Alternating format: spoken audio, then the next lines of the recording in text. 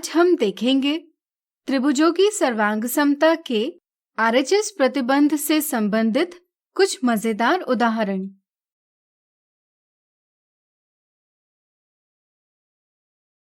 निम्नलिखित आकृति को देखकर ज्ञात कीजिए कि क्या त्रिभुज ADB और त्रिभुज BDC सर्वांगसम यानी कॉन्ग्रुएंट है।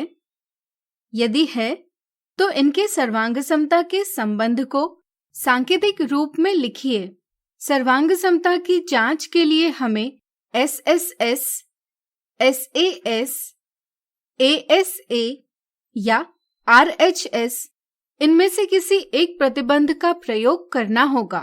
क्या आप बता सकते हैं यहाँ कौन से प्रतिबंध का प्रयोग करना सही होगा? सोचिए। चलिए हम बताते हैं। इसके लिए हम पहले दी जानकारी को समझेंगे। दी गई आकृति में त्रिभुज ADB और त्रिभुज BDC दोनों समकोण त्रिभुज यानी राइट एंगल ट्रायंगल है, जिसमें हमें दिया गया है कि कोण ADB बराबर कोण CBD बराबर 90 डिग्री है।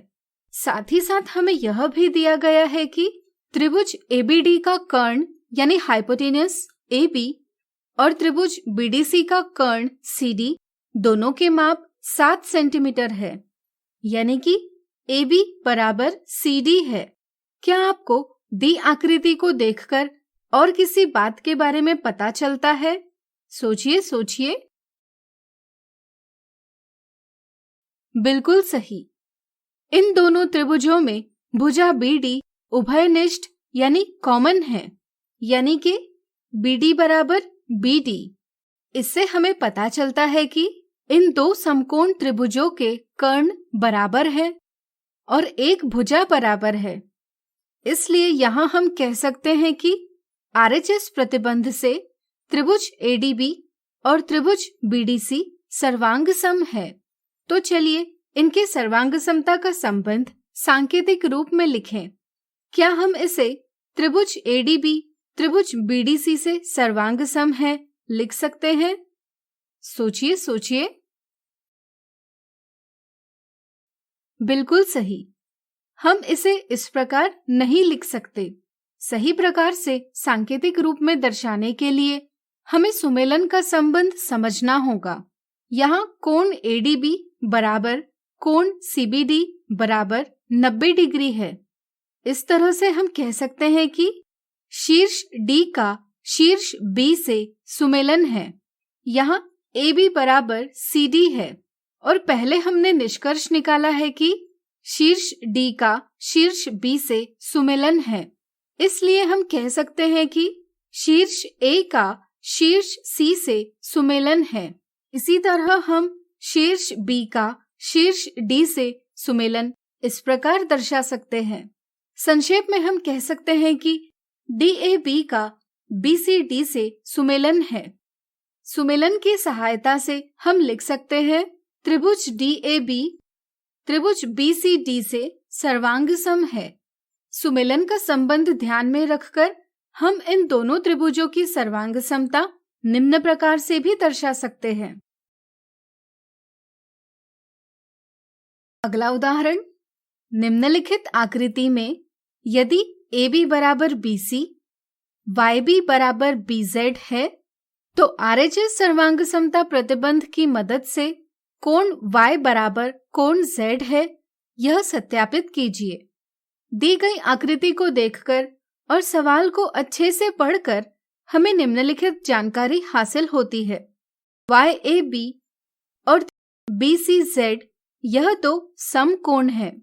सवाल में हमें भुजा YB और भुजा BZ बराबर है और भुजा AB और भुजा BC बराबर है, यह बताया गया है।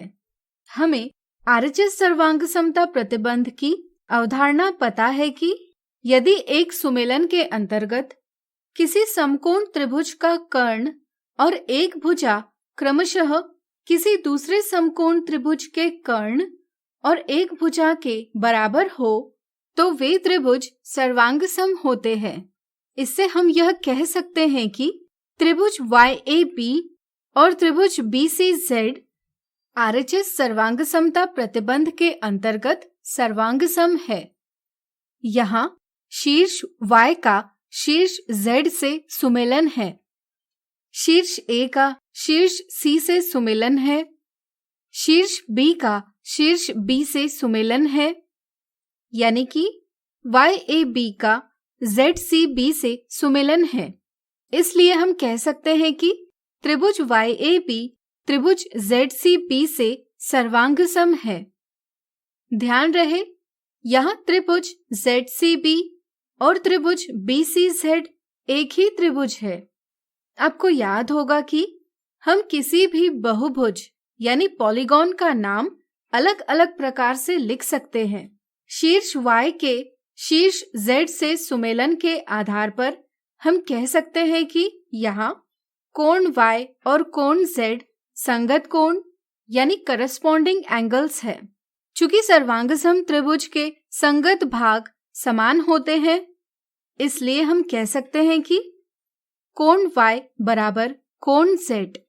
अगर हम इस आकृति को ट्रेस पेपर पर बनाकर ट्रेस पेपर की चौड़ाई को इस प्रकार मोड़ेंगे जैसे कि मोड़ बिंदु B से होता हुआ जाए, यानी कि त्रिभुज YAB को त्रिभुज BCZ पर रखें, तो हम देख पाएंगे कि कोण Y कोण Z को पूरी तरह से ढक लेता है, जिससे यह सत्यापित होता है कि दोनों त्रिभुजों के माप बराबर है। अब आप नीचे दिए त्रिभुजों के भागों के माप देखकर ज्ञात कीजिए कि कौन से त्रिभुज सर्वांगसम है। अपने मित्रों या अध्यापक के साथ अपने जवाब की चर्चा कीजिए। आज हमने देखे त्रिभुजों की सर्वांग समता के RHS प्रतिबंध से संबंधित कुछ उदाहरण। अगले वीडियो में इनसे जुड़ी कुछ मिथ्या धारणाओं को दूर करेंगे।